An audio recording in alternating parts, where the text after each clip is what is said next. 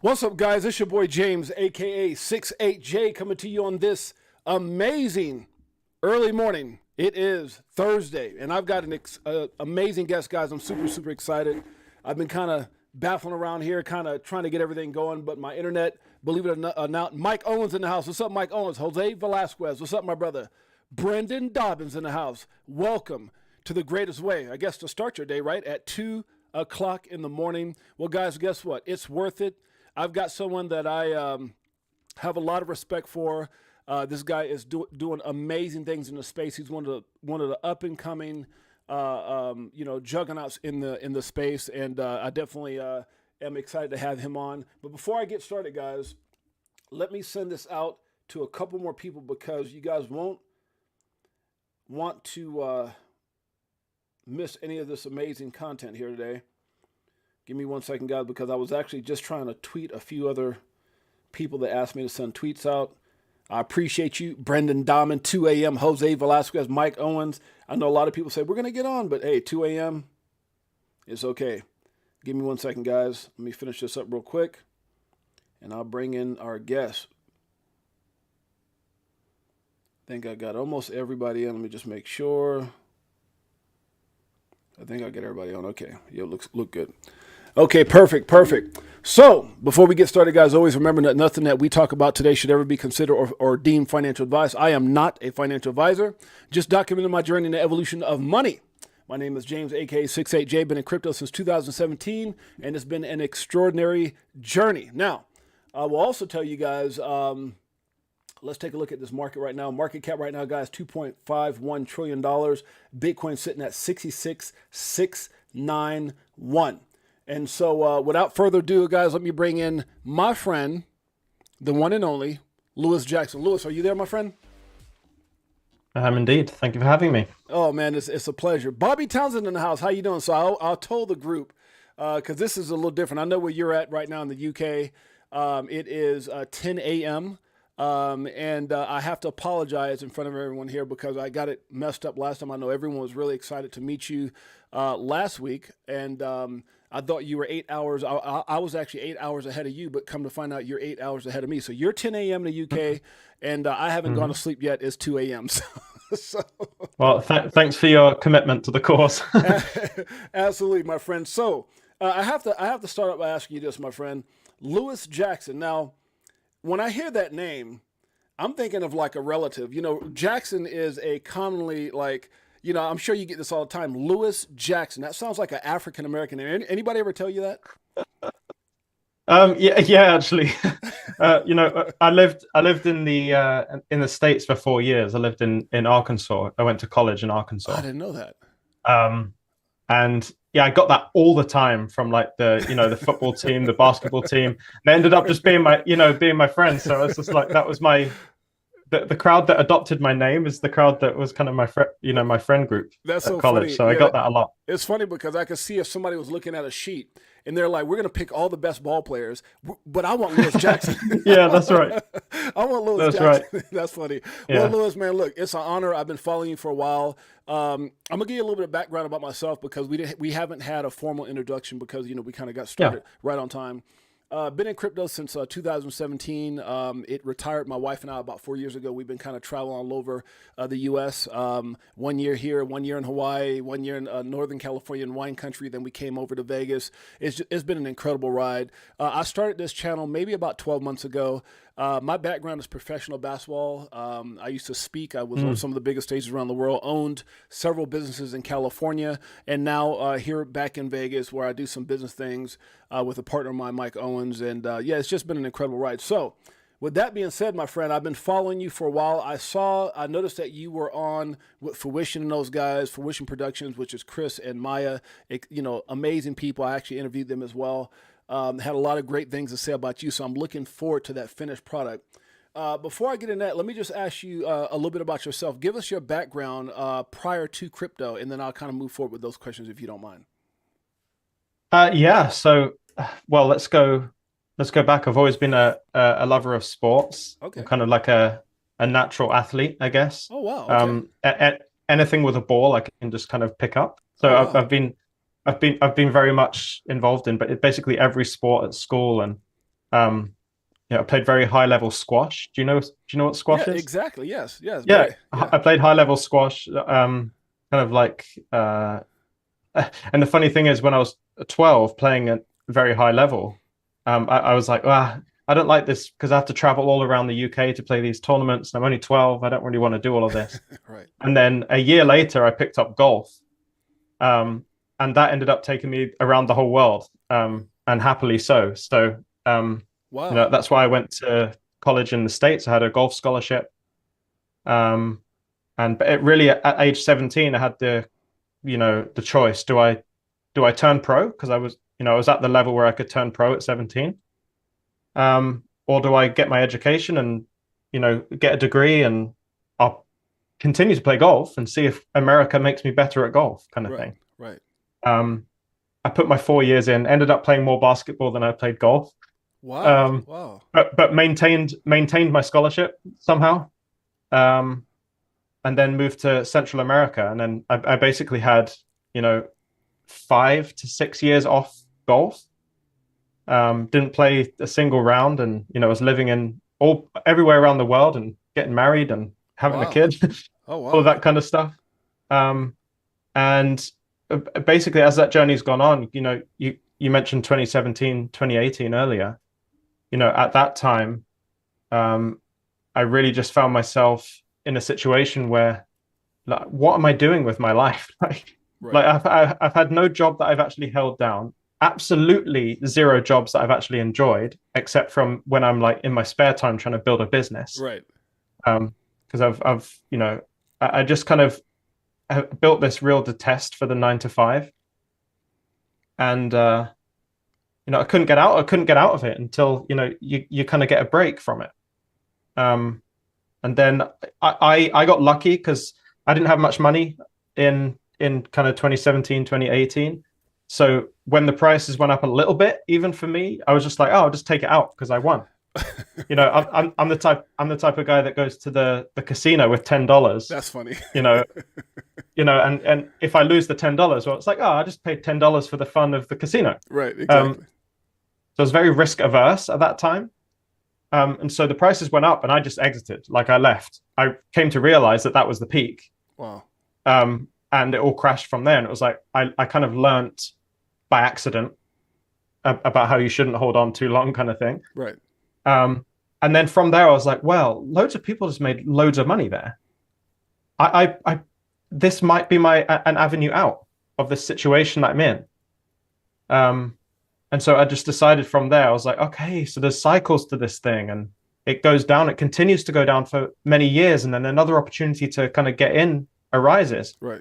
And so I took that opportunity to kind of really just dive in learning. I think I like really held on to the Fibonacci retracement tool. Right. That was Right. like my thing. Right. And so I held on to that all the way down in the bear market.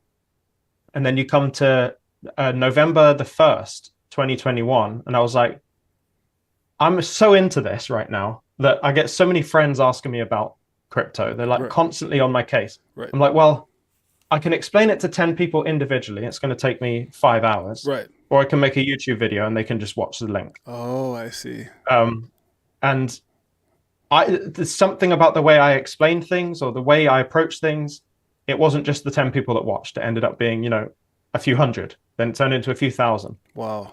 And then I was like, oh, wait, I just got monetized on YouTube and there's revenue with this as well. Like, I was doing this to share it with my friends. And as a lover of business, and I've always been kind of hustling to make a business for myself because of my detest for the 9 to 5. Right. I realized, oh, I can do this. I can do this as my job. I can, this can take over my life, and I'm happy for it too because it's my own thing. I'm not Right. working for anyone. Right. And I got a nice break, and that was from a multitude of people. I have to shout out people like T's Crypto Spot, incredibly intelligent guy who came at things for me in a way that I was like, oh, I get that. Like, T made me realize actually how a transaction happens, like how payments work. That's all T. Like the way he explained it, I was like, oh, I get it now. And I can reword that because I can explain it in a way that I know old me would have got. Right. And so I was explaining things in this revised way. And then you had, Brad Kimes who saw a load of my short form content and kept retweeting. Wow. And all of this time, I ended up being like the fastest growing crypto channel in all of crypto. It was ridiculous. So I went from you got on. Let me see if I can kind of follow you on this. So you want to find a way to let all your friends know about crypto, and that turned into, wait a minute, I can make money at this. And then all of a sudden you realize this is actually a business. You treated it like a business. You're very good at what you do. And then all of a sudden, Brad Kimes noticed you and started retweeting your videos, and that got you the crazy momentum, which is why you were one of the fastest growing channels. Yeah, it completely gave me the momentum. Yeah, Wow. and these people have been in the content game for so long. Yeah, It's kind of yeah. like it's almost like you really know you're doing something right, or you really know that something's about to happen when you start getting seen. Well, it's so funny Um, as a future. I mean, as a fellow YouTuber, when I started this, the passion for me, after I had made it, and we had made a bunch of money at this, and I had a lot of people saying, James, you should share this with other people, and I said, okay, great. So I'm kind of relating to your story, and then I did it just for the passion of wanting to be to give people something that was honest, authentic, no shilling, none of that stuff. And the fact that I've always been really good at connecting and building relationships with people when I used to speak on stage.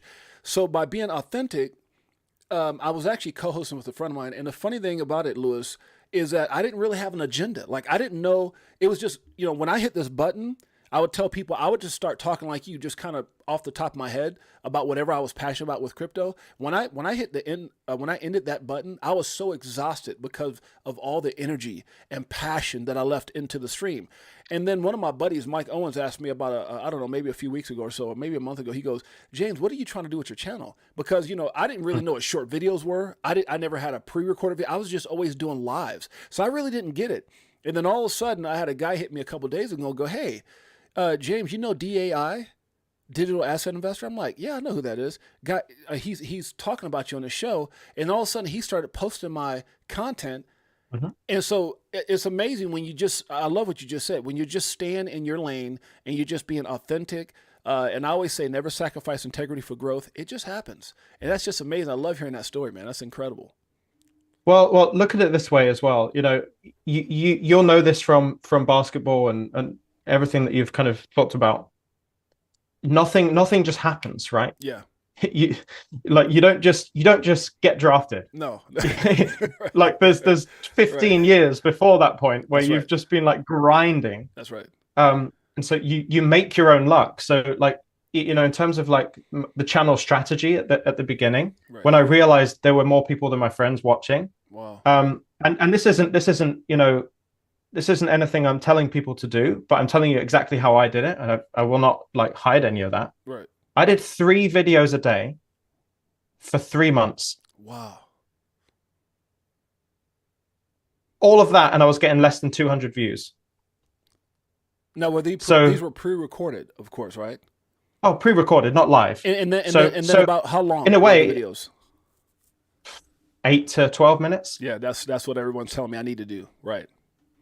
Yeah, I mean, but this was an intense amount of work. Wow. I mean, so much work that I collapsed. Like I had what the doctors called it a seizure.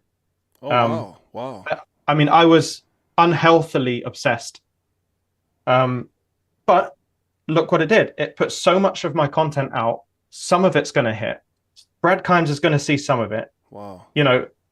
And it grows from there. It's not healthy to do it like that, but like I do have that side of me where I can get absolutely obsessed. You sound And I like think you sound like you get really passionate about whatever it is, sports or anything. That's just a lot of passion. That's what it sounds like. exactly. Yeah. And that there's good and bad with that because I can't think about anything else when I'm thinking about what I'm trying to think about. Right. And so there's certainly strategy to it, and that's really led me down in the background here. Like this is the first time I'll have said it online, but we're building out an agency right now for completely separate to like my channel or anything. It won't be talked about on the channel. Oh, wow. that really leans into, content strategy, video production, but within, fintech and blockchain. Oh, nice. Nice. And within that space. And, I really do feel like I've learned so much just about marketing in this whole thing, where there is value there. So what kind of, depending on whatever your vision is for your channel, it's not linear. It's not like your channel just goes this direction. You'll go this direction, and then there'll be opportunities over there and opportunities over there that you didn't realize fit your skill set. But then you think about, you kind of retrospectively think, you're like, oh yeah, I did pick up that ability to grow an audience. Oh yeah, I did do high level video production. Oh, I did do hosting. I did do lives. Like, you've got this, you could in a year's time, be sitting on Fox News doing as an anchor or something. Wow, like you don't know how this can go, but you're building skills along the way. And so really, like, I guess this is my advice to you for like the channel. If you wanted it to go somewhere, don't necessarily think the channel is the place where it goes. It could be you can go in any direction. Like me thinking about having an agency, it's like, that's not a channel. That's not growing a channel to 1 million subscribers. That's something completely different. My involvement in tokenization of real world assets. Like, I didn't think any of that was going to happen, but here I am. Wow. And so be open-minded with like the journey of your channel, because it doesn't have to just be like, oh, YouTube, social media. Right. It can expand in ways that you wouldn't have imagined. That's amazing. No, I love that concept and just your vision and really just your passion for what you're doing. And it's really have me thinking as far as that 8 to 12 minute video and just a lot more things. Me and my friend Mike Owens were actually started something very special here in Las Vegas as well. I can't really say everything that it is, but it's just amazing when you start doing something and then you start realizing, oh my gosh, because my background after sports was speaking. And I would travel the world speaking. And so I had this gift, and I just didn't know how YouTube would fit into it. So now we're exploring other things as well. So, but I do need to pay more attention to short videos and things like that. I just always did lives, and that was always my thing up until this point. So, but no. Well, look, as a base, as a foundation, having lives and having a community that watches all your lives is so powerful. Wow. Oh my goodness. And you've got the skill set as well. Like I can help you. I'll help guide that kind of strategy. I'd love to hear about it. Before we get off here, I want to make sure I get your. I'll message over my. What is it called? I got it right here. My what do you use? WhatsApp. I'll make sure I send you my WhatsApp information so that we stay in contact. Sure. Yeah. So Louis, I'm excited for you. Yeah, I'm excited for you. I mean, it's people like you that motivate me and have me start thinking outside the box. And it's funny because even before we connected, I was a big fan of the show. I can see that you were growing, leaps and bounds, and now to hear that you're doing things behind the scenes in what you're saying with your new venture, that's something I was doing. So it's just really exciting to see someone else on that level. Yeah. Now I have a question that I know everyone's waiting, and we have some people that showed up here. And by the way, guys, congratulations showing up at 2 a.m.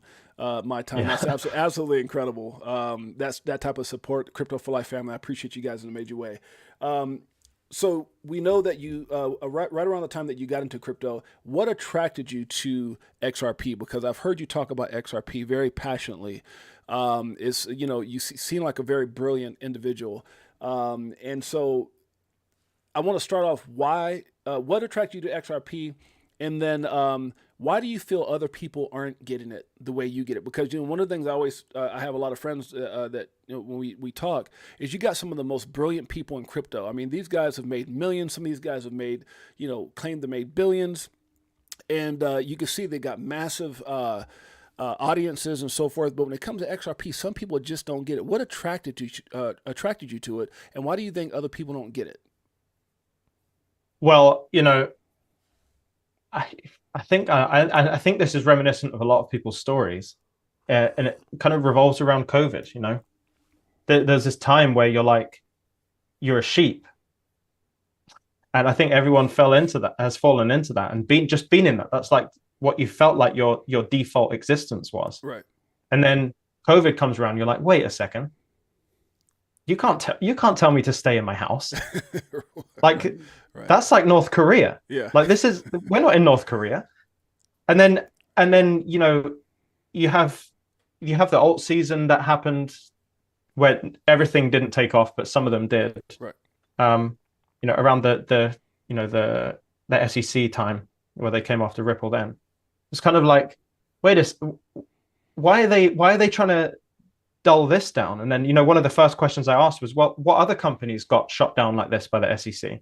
And then you realize that actually it looked more like a rite of passage to become a massive company. That's right. Than a negative thing. Wow. And then you've got COVID, you've got it was made in a lab, it was deliberately made. Oh wait, what's this rabbit hole? What's this rabbit hole? And you end up down the rabbit holes, and you realize the whole world revolves around money. That's right. And the whole system is ineffective. And there's this technology that solves the inefficiencies.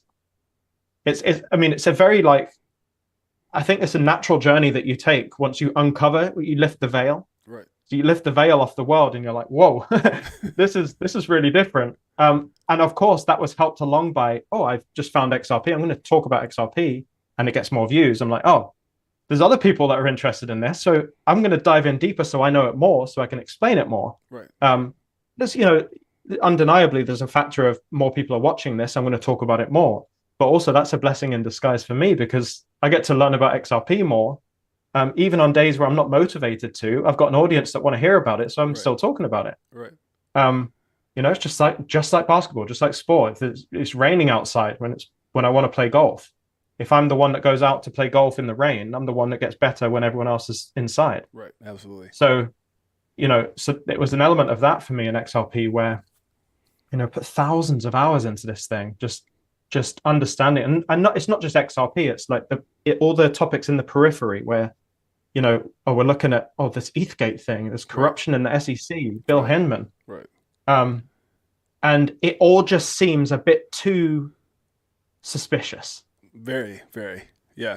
So I don't know. I'm saying that, I'm trying to say that as objectively as possible, but in reality, these things are all these are real. They're not. It's not just a speculation. I mean, the thing is, Lewis, is what other asset has that type of dynamic, that type of scandal, and this, and it's just, it's just crazy. And so there has to be something there. Like, why XRP? Out of all the coins that they could have done this to, why XRP?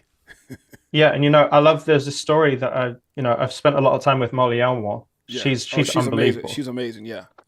She's an unbelievable person. Yeah.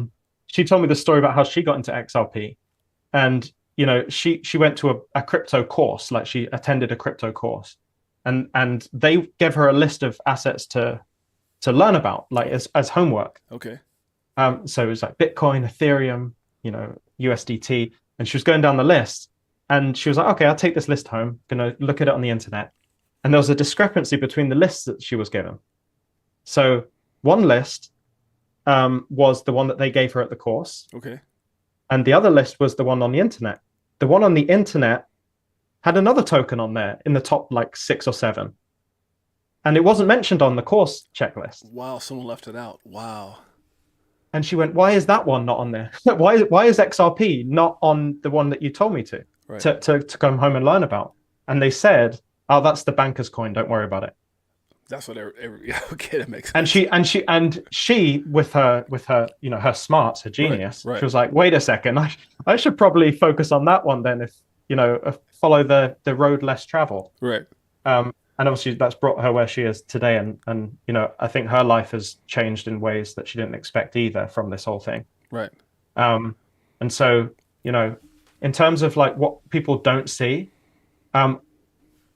the information's out there for everyone. Right. I think naturally what you get is people who can see it and people who can't, and the difference between those two is the question why.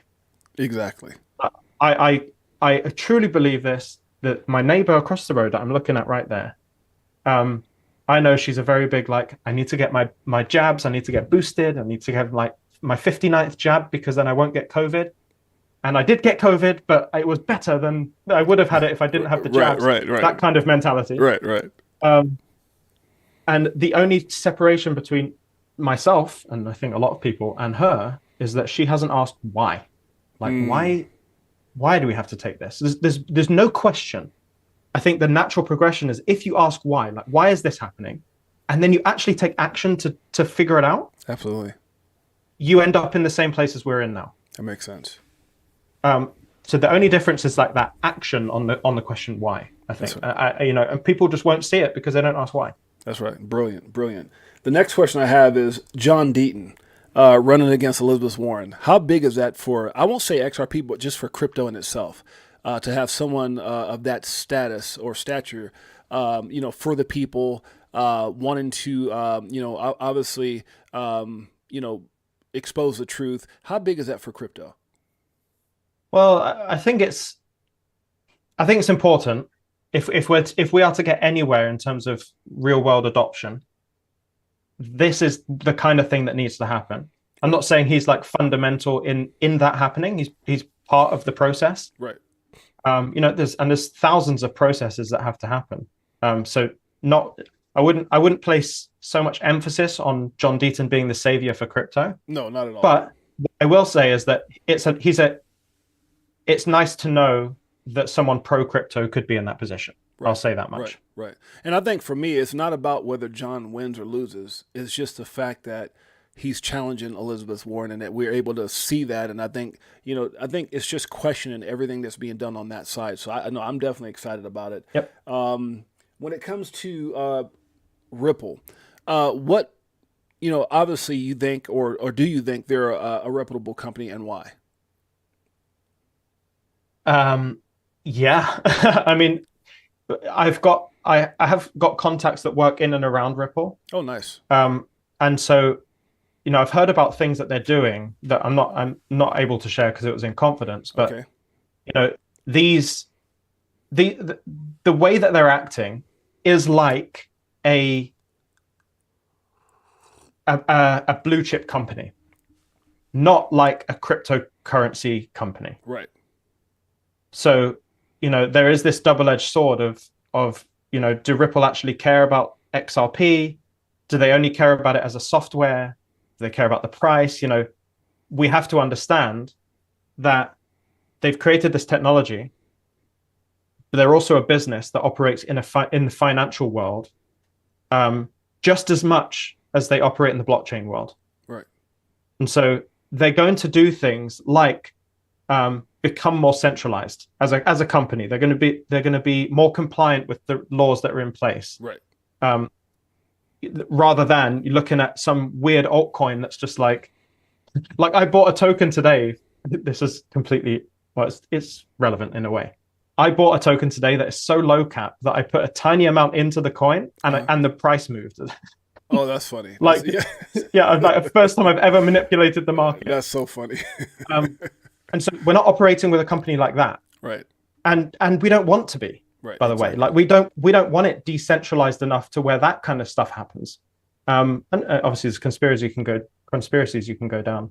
But this is a proper company, is what I'm saying. They're not crypto first. They're not on they're certainly leaning away from the craziness of the decentralized crypto world and leaning certainly into, let's get this regulated. We're a serious company like Google, like Apple. We just have a technology underneath that we use on the blockchain. I think really that's how they position themselves.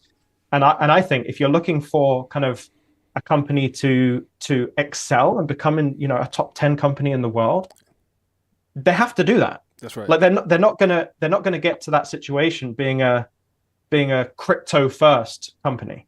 It's just not happening, especially at this time of where we are in adoption. Yeah, I love that perspective. Yeah, you really have to embrace the double edge of that sword. Yes, it's going to feel like centralization at times. And why are we going in accordance with the law when they've done so much wrong to us? But if you really want the success of that company and therefore the success of the assets underneath, then it's a necessary evil in a way.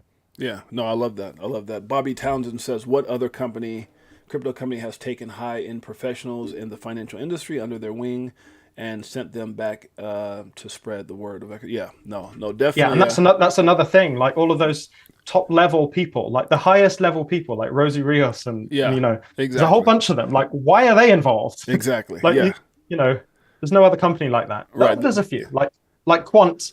Quant is like that. Quant has taken really like a real world current system integration approach. And they're not really like they're not quant token first. HBAR's like that as well. Right. And actually, funny enough, look at those. Those are utility assets. Absolutely. Yeah, absolutely. Funnily enough. I guess one of the biggest things on people's mind, and probably one of the biggest complaints, and I'm sure you see it all the time, XRP's price. And it's been frustrating the heck out of people. Obviously, I know what I hold. I understand I'm a student of the game like you are. But sometimes I have to be facetious and ask this question, right? The price. Right now, a lot of people are frustrated. You see, Bitcoin right now at 66,000 or something like that. Well, XRP was, pretty much the same price when Bitcoin was 33,000. So people are like, it's not moving. What's going on? Kind of explain, if you would, why do you think, and I know the answer to this because a lot of people looking at market cap versus, utility and institutional adoption when that comes. But why do you think the price is where it's at, and where do you see XRP in the short term and long term? And I think that's the biggest problem is everyone has a short term mindset instead of the long term mindset. But go ahead and explain that if you can. Well, I think it's ultimately in one sentence. You need less tokens in circulation. Perfect. It just like you look at XRP as an asset, and the technology that that's underneath it takes 3 to 5 seconds to send a transaction.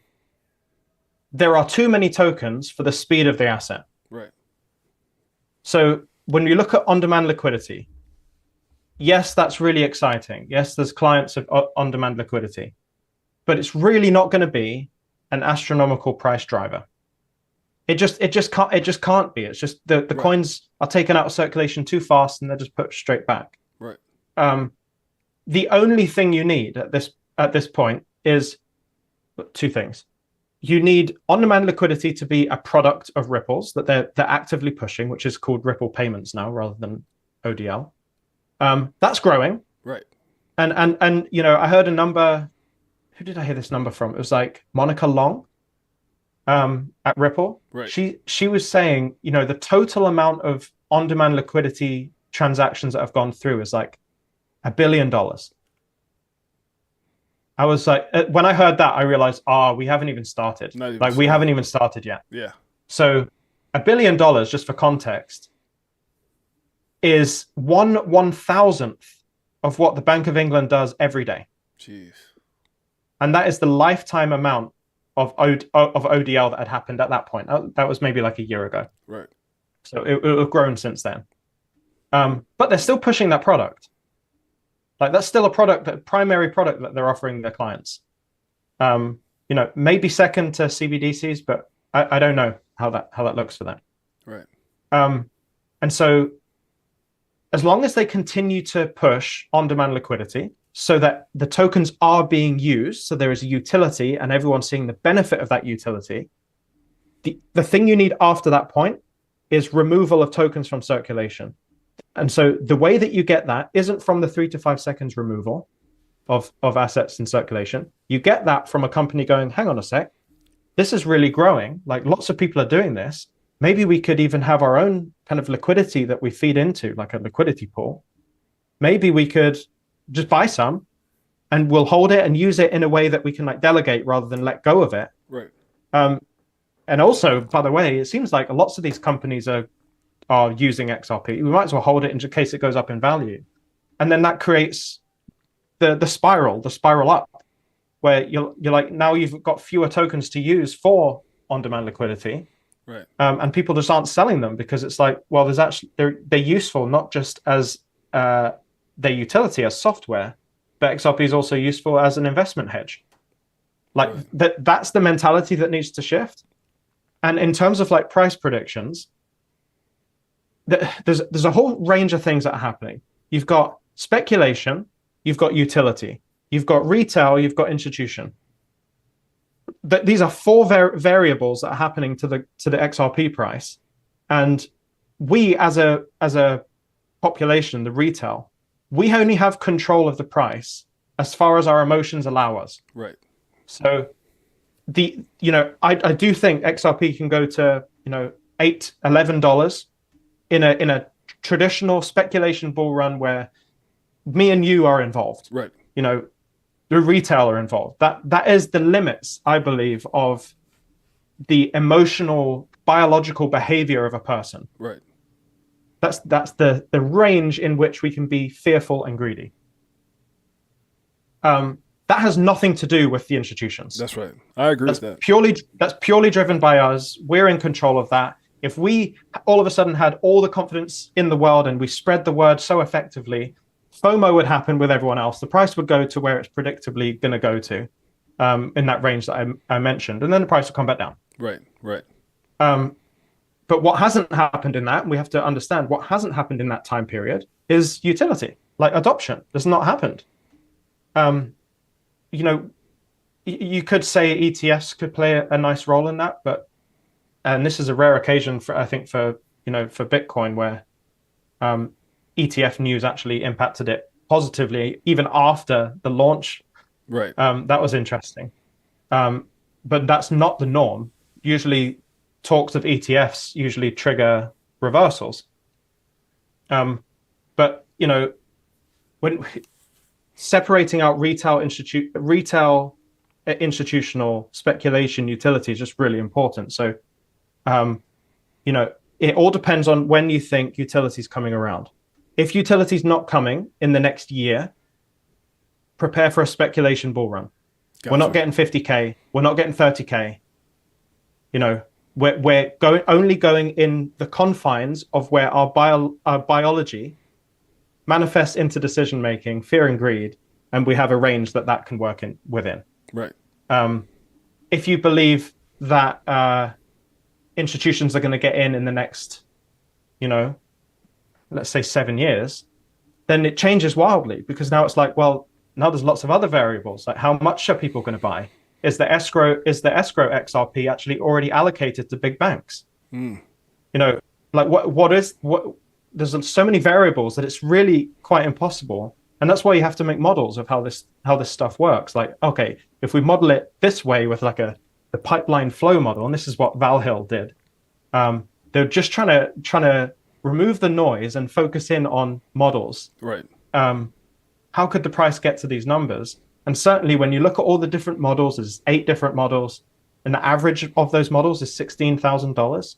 It's like, well, you know, we're not looking at any one model as a guide, but collectively they can indicate where this thing's going.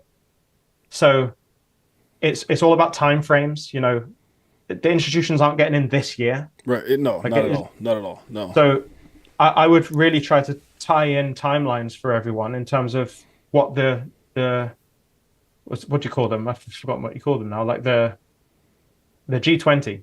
Right. The G20 timelines with CBDCs, like legislation all has to be done by the time those CBDCs are out. That's all happening between 2027 and 2030. So it seems logical for me, if there was going to be a big upheaval in the system, it would be around that time. But who knows? I mean, ultimately, no one knows. No one's ever guessed time before accurately. We're all just guessing and stabbing in the dark, but we're doing it based on noises that we're hearing in the dark. You know, exactly. So we have some level of guidance. But ultimately, it's impossible to know. Yeah. But I think we just have to differentiate between what truly is a price driver, which is taking tokens out of circulation and keeping them there. Right. We don't have the power to do that. Institutions do. So what are the factors that lead up to an institution wanting to do that? Right. Well, they need to see it used at scale, and they need to see other businesses get excited about it. And that's where we are. Yeah, no, that's brilliant. That's brilliant. And I agree with you. I think, you know, as long as I think there's going to be a lot of frustrating people because, and I think, you know, like you said, yeah, we can get, you know, have some price action as, you know, we enter these different bull runs or whatever, and it's going to follow the crypto market. But I think once institutional adoption starts utilizing XRP for what it was created for, then at that point, I think it detaches itself. But until then, I think it's going to be a lot of frustrating people. I think people see $2 or $3. I made a video not too long ago with a friend of mine, Edo Farina. I said, I think most people are going to miss the opportunity or miss that flip the light switch moment, which I think when you hear Rosie Real say the train has left the station, or you hear Brad Garlinghouse says the flip of the switch moment, I believe that's when institutional adoption steps in. Until then, I think it's just going to be a lot of frustrated people. Yep. Yeah. And we will actively work within the confines of fear and greed of the retail person. I agree. And so that's where we are. I think, we just the true alt season where things are going as we've seen them go before, that hasn't happened yet. So reserve any. I know it's hard because it's frustrating to be in this for so long and it's not moving. I know it is because I've lived it. Yeah. Twice. XRP's never been left behind, in like a full scale run before. Right. So just have the confidence that that's going to happen. And frustratingly, it happens last. Yeah. But patience, everyone. And more patience than anything else, because it's I know for people, they get frustrated. You see this coin that always maintains within the top 6. Everything else is moving. You got Pepe coin, Shakaka coin, Crap coin, all these coins. I mean, and it's funny because you got all these coins that are doing 100x, 1000x, all these different things, and then this one coin that everyone's got this crazy hope for, and really represented or connected one of the greatest companies in the space, Ripple, and it's just not performing. But again, it's about knowing what you hold. And I think the better student you are, and the more you do your research, the more you understand. And this is, like you said, it's a patient game. And I really think it's going to be the next 3 to 5 years that are really shed light on what's happening. Just you got lawsuits, you got all these different things. And I think that's the narrative that people forget. No other asset. I'm not saying no other asset won't have those issues, but for right now, no other asset has had the fight that XRP and Ripple's had to deal with. So yeah, for sure. I have a question for you in regards to something that we're all very, very excited about, which is this documentary with Fruition Productions. And I'm really excited about it, especially when I see the lineup. They got John Deaton, they've got you, they've got Zach Rector, they've got Echo, they've got, all these amazing, Molly. And so it's going to be special, especially you talking about all these, when you take that many amazing people, then that documentary has to be phenomenal. What is that? Number one, what did it mean for you to get that call to be a part of that? And then number two, how important is that documentary going to be to the crypto space and what it's being created for? Well, I've been used to being not treated, let's say, as part of the community. Mm-hmm. My reasons for saying that is, you've got these like big posters that people make on Twitter where they're like, look at all the XRP community and there's all the people on there, and I'm like, yeah. I know exactly what you're talking about. Where are we? I'm not on there. Like, I'm not to be like big-headed, but like I should probably be on there as one of the vocal people. I think that's dated, bro. I think that's kind of dated before you start having your big surge. Because I looked and I'm like, wait a minute, they've got people on there. I don't know if you ever looked. I'm just like, who the hell is this? Do they? Yeah, exactly. Yeah. And so I'm used to that kind of thing happening. Right. And so I fully expected that this would go on. The filming of this would go on, and I would just be one of the spectators. And kind of okay with that as well. But then they gave me the message and said, "Do you want to be in it?" I was like, "Okay, yeah, I'd love to be in it. Like, I'll come to LA." Wow. Like, I don't mind, because it was, I was kind of just, it's an opportunity to be part of something. It's also for me as well with my production brain. Like, what an opportunity to see a full-on production happen. Because I can learn all of that stuff and apply it into my own what I'm doing. Right. But the imposter syndrome that I felt was from that moment all the way through to 5 seconds before I filmed. Wow. And there's even a video of me online where I'm like, I don't know, like, this feels so weird for me to be here. I don't know, like, Molly's here, like, this Jimmy's been talking. Right. Like, these are brilliant people. Very brilliant. Yeah. What on earth am I doing here? That I really, honestly, truly felt like that all the way up until the moment where I had to go up in front of the cameras and start talking. Right. And then, as time went on throughout the 2 days of shooting, I was like, wait, I do have a role in this, Right. because you've got developers that will talk, and they're like talking about code and stuff, and it's like, oh, it's not accessible to the everyday person. Then you've got people talking about ETHgate and that conspiracy, and it's like, well, that's a lot of information all at once for someone who doesn't know anything about this.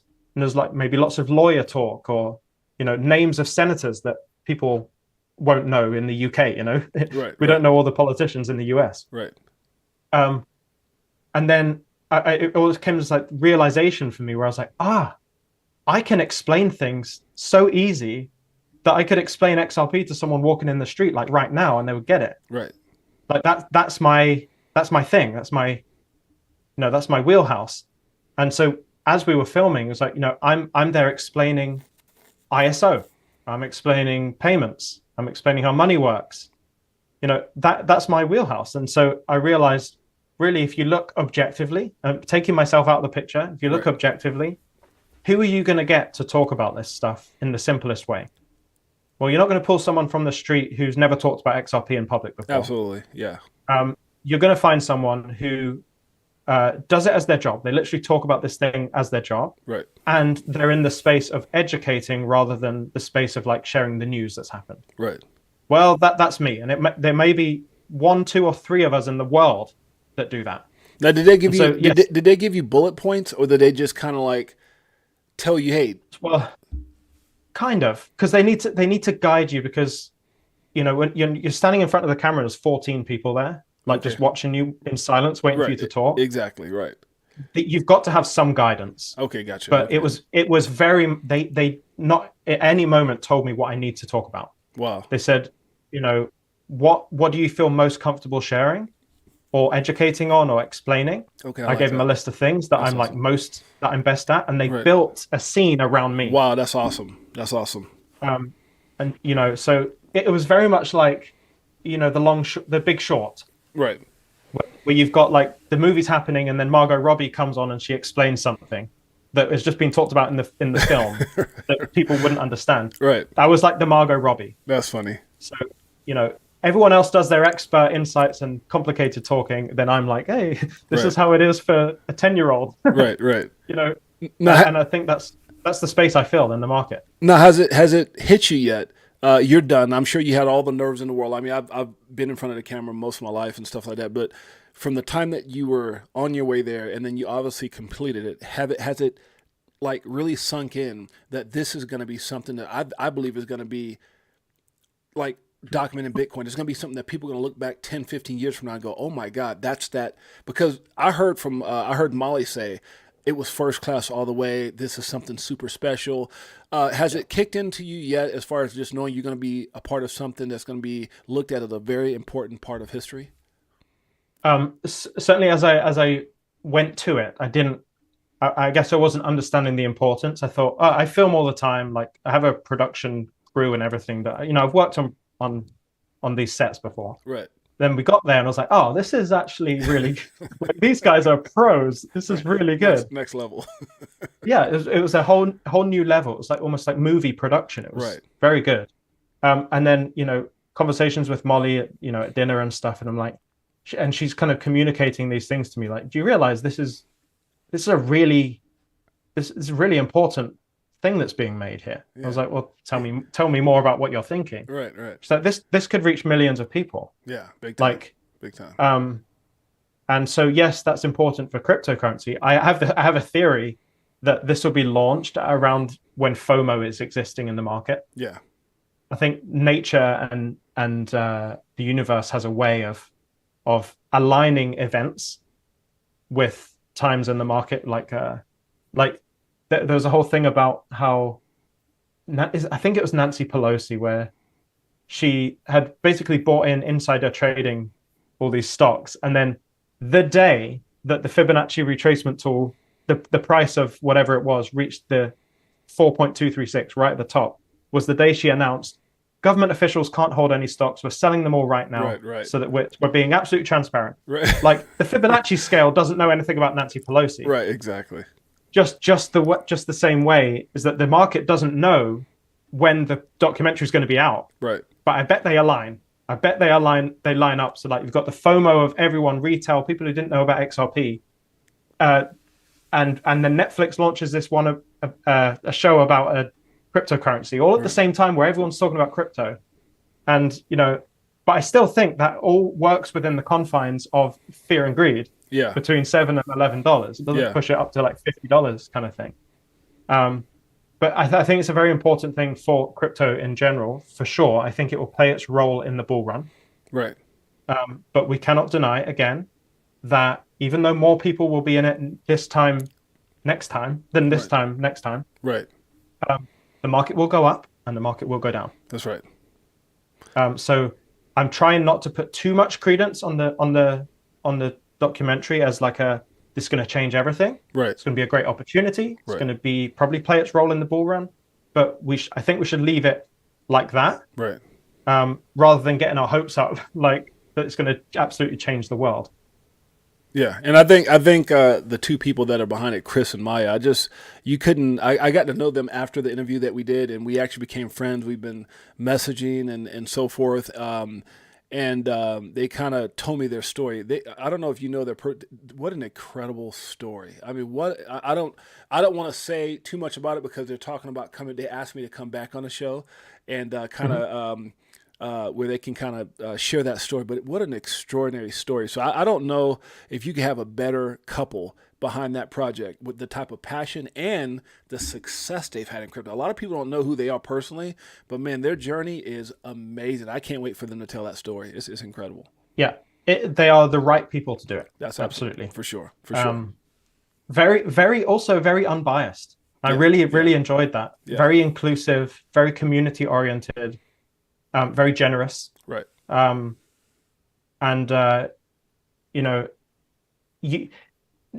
There is zero amount of ill intent that you get from them. Right. So, I mean, you're not going to get anyone like that. They're a dream team. They're the perfect people for the job. Right. And they're doing it well as well. Right. Like, I don't think people understand the level of like production value that this is going to be delivering. This is like any high quality documentary or film that you've seen on Netflix. Right.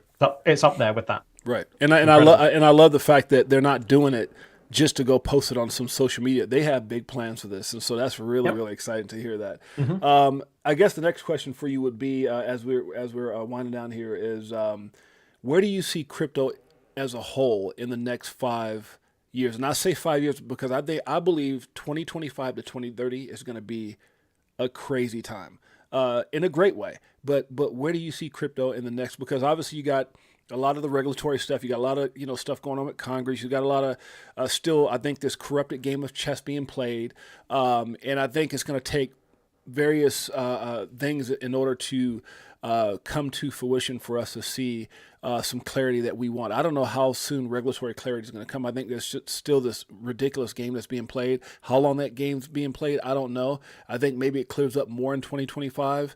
I definitely don't think anything's going to be cleared up more or less in 2024. But I think 25 to 30 is going to be the sweet spot. What's your take on that? Well, from a macro perspective, I think 25 to 30 seems to be really influential because that's when all of the G20 timelines are ending. Right. To do with retail CBDCs and wholesale CBDCs. I think crypto is going to be subject to bull runs and bear runs. So attention will vary with that. Right. But for the next 3 years, I think the next big thing is going to be blockchain. Not crypto. And we're not talking about speculation here. We're talking about, actually the real estate agent down the road is actively tokenizing his houses. That's the stuff that's being built right now. And I know it from firsthand experience because I'm talking with those people and they're all starting to integrate blockchain, not crypto. I don't want to cut you off, but that's so important what you just said, because up until this point, Lewis, it's been so much speculation. Most of these coins really don't have any, factual use case. It's all hype. It's all speculation. And I think at some point you're right on the money where people are going to say, okay, you know what? Enough of this. Boom. And it goes into that next phase. Yeah, for sure. Yeah. I just see right now, just from being on the front line, if you will, people are building. Right. like things are being built right now. You know, companies that focus on tokenization of real world assets, they're being built right now. Right. And so from a business side, the focus is all going to be blockchain. That will have effects on crypto because tokens are used on these blockchains, right?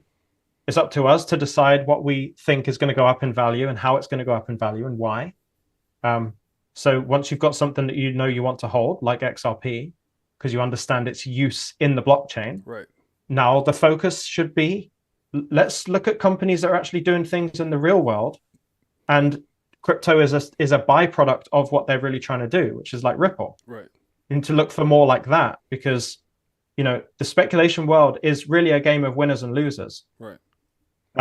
Majority lose, and you know, so you can operate in that space, which I think we have operated in, and we've hedged our bets right. in ways that we think is more calculated than speculation. But ultimately, in the background, companies are being involved with blockchain, and we have to assume that an increase in adoption of blockchain will increase the value of the tokens underneath if they have real asset, if they have real utility. Makes sense. Makes sense. I got a couple more questions. When you hear people say the majority of the crypto assets that are out there, and I mean, there are probably tens of thousands of crypto, won't be around. They said they've given numbers like 80 to 90% won't be around in the long term. Your thoughts on that? Well, I do. I think it's about the date of establishment. Right. So let's say we have a bull run in June this year, and it's like the peak of the cycle is in June. If you've got companies popping up in June or July or May, sorry, probably not the best, because you have to analyze if you're making a business and you've just created a token. What is your true intention at that time of the cycle? Right. It's probably driven by hype, promise of making easy money. Right. Those aren't necessarily the attributes in a company that you want to be involved with. So, you know, it's very easy. Find a token. If it was made in, you know, late 2017, their intentions probably weren't great. But if it's still around, they survived two bear markets. So maybe. Right.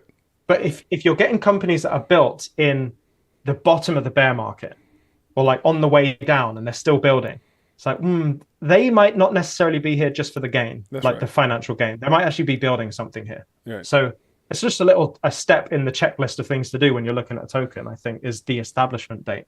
It says a lot about a company. I agree. Now, are you planning on attending XRP Las Vegas? Yes.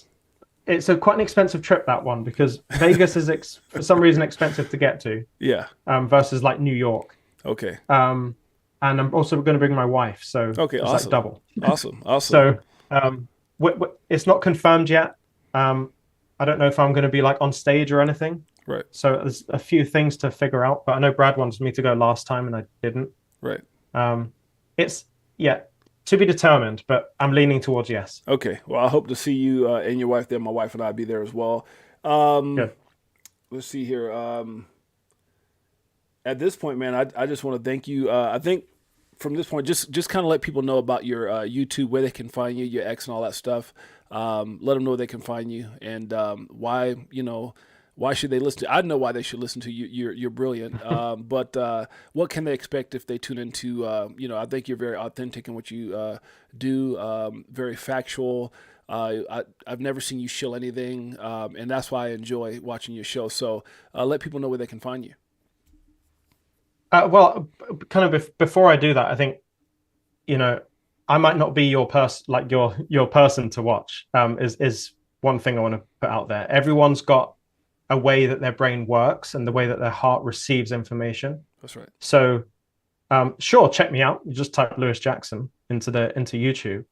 But I think what's more important to me than you watching my channel is for you to be aware of how you receive information. So, I do come at things from a more simple approach.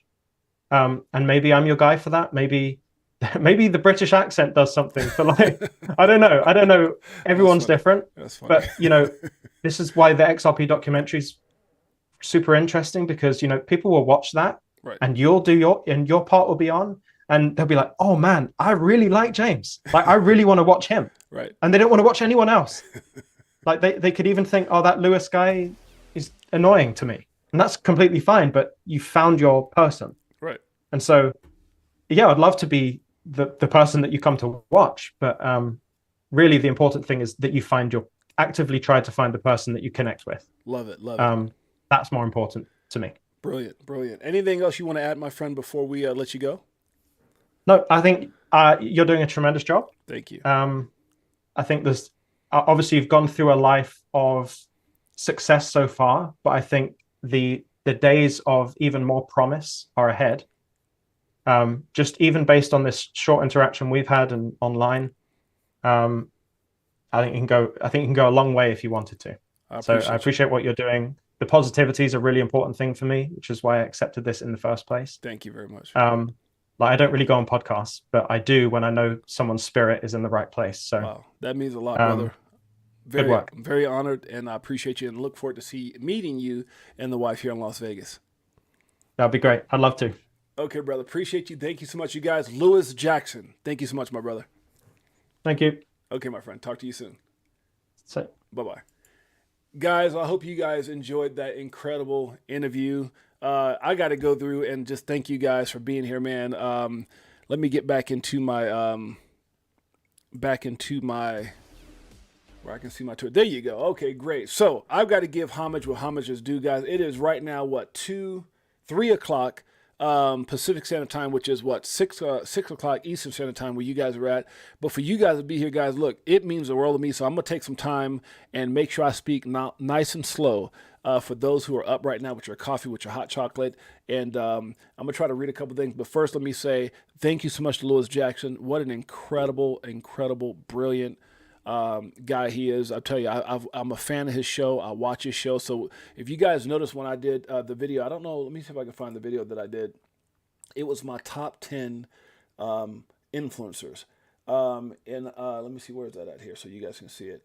My top 10 influencers that I follow. Where's that at? Right here. My top 10 favorite influencers. And so Lewis Jackson is one of them. So that says a whole lot. For me being in this space since 17, the guy is brilliant. And I'm going to ask you guys to do me a favor. Make sure you go over and follow him. Incredible guy. You won't be sorry. So with that being said, Jose Velasquez, great job, Jay. Thank you, my brother. I hope you, I don't know if you guys can tell, but I haven't slept since yesterday. And just, I want to put some things in perspective as I say all your names right now and just show you guys some love. It was a crazy day. I got up early, super early, and met Mike Owens, who's here. And I want you guys to understand. So Mike Owens, thank you so much, my brother. All you guys for being here. I met Mike Owens. I sat in a parking lot and waited a whole hour, starting at 7 o'clock in the morning at this auction that didn't open up. I guess they didn't tell us the date. The time was a little later. And then Mike met me there. We put a full day in. We were out there doing things as far as that in that business. I raced over. I had some other things I had to go run around and do business wise, and then I had to get home and prep at 4 o'clock for my 5 o'clock show with you guys, which you guys can see that we had that show earlier today. It's right here, XRP stuck or suck, and there was a little bit of an analogy behind that, and so it wasn't XRP I was talking about. It's just people. Are you stuck? Do you suck as far as your method of studying? And then 6 o'clock I was on with Crypto Navigator, phenomenal individual, and what an amazing job he's doing over there. Make sure you guys support my brother. And then during the time that I was getting off with Crypto Navigator, my oldest son and his better half flew in, and then we raced right out of here. So it's been crazy, guys. I haven't slept. I've been going nonstop. So hopefully that I did a good job. Oh, Lewis Jackson, thanks for hosting, James. Great work. Thank you, my brother. Lewis Jackson's here, paying homage, brother. It means the world to me for you coming on this show. Definitely going to be one of the highlights of interviews that I've had on here because of how big of a fan I am of that gentleman's channel. So make sure you guys get over Lewis Jackson. And he's so humble. He's so humble in the fact he's like, yeah, come on over and see me. But hey, I might not be your cup of tea. I'm gonna tell you guys right now, he's your cup of tea. This guy is one of the most authentic guys in the space, and that's why I recommend him wholeheartedly.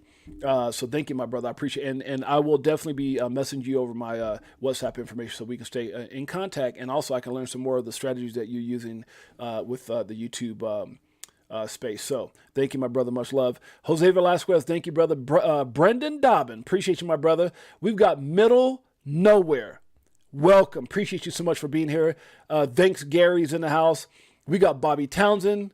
Let's see, Mike Owens, guys. I can't say enough about this guy. I told him I needed to create videos. I need to learn how to do short videos. And here you got a guy who runs a multi-million-dollar business here in Vegas, and then he spends time staying up before he goes to bed and figures out how to do it for me, and then creates these videos and then sends them to me. I mean, I can't say enough. And just all you guys, I love you guys so much for being here, man. It's just amazing. I couldn't ask for a better family. What else can I say? My beautiful Queen Jeanette, she could be knocked out. She said, honey, I'm with you. You're up, I'm up. And one of the greatest supporter in the world. And my best friend, thank you so much, sweetheart. And I'm hoping that I can get her to go out to XRP Las Vegas as well so we can meet all these people together. She is really my greatest asset and the best part of me. So hopefully she'll be there as well. CK's in the house. Thank you so much for being here, my brother. That's why I'm not saying this fast. I want to give you guys your homage and just let you guys know how much I appreciate you guys. Jose O. Welcome, my friend. Steve, how do you say that? Dibbin. Steve Dibbin, thank you so much, my brother. I appreciate you for being here in a major way. Let's see who else we have here. And make sure you guys do me a favor. Make sure you hit the like. Subscribe, hit the notification bell so you get all the incredible information. Also go over to our X page is James_Six8Jay, and join our Telegram group, guys. We got a phenomenal family. One of the best on planet Earth. That's EARF. That's a little inside thing with the Crypto for Life family. Let's see who else is here. Stayed up and hung out with you, with your boy here. Let's see who else is here. Did I get everybody? Let's see. Janet Lopez. Oh my gosh, my mother-in-law's out. I didn't see that. Couldn't sleep. Now I know why. Glad I'm here. Oh, thank you so much, Mom. Greatest mother-in-law on planet Earth. I appreciate you being here, supporting us. It means the world to me. Thanks for all you do. We appreciate you very much. Love you, Mom. So it looks like I got everybody, guys. Appreciate you guys. Love you guys. You guys are absolutely amazing. I'm going to go sleep now. Because I have to be up at, probably around 11, start getting freshened up because I've got Stephen Naroff, guys. For those of you guys who don't know, we actually have on the show here, we have, let's see if I can find him here, right here. So we've got, I'm going to his, let's see if I can find the, so guys, we have Stephen Naroff, XRP Bags, Edo Farina, myself hosting the show, along with those who we were talking about over at Fruition Productions. Chris and Maya will be on as well. So we got an amazing show. I need to get some rest so I can kind of get myself going because I can feel it right now. Who's this? Justice Kahinga. Thank you so much, my friend, for being here. I appreciate you in a major way. So yeah, guys, I'm gonna get some rest. We'll see you guys not tomorrow, but we'll see you guys in some hours from now. 1 p.m. Pacific Standard Time, 4 p.m. Eastern Standard Time, featuring Stephen Naroff. Much love. I appreciate you guys, and until next time, it's your boy James, aka Six8Jay. Peace.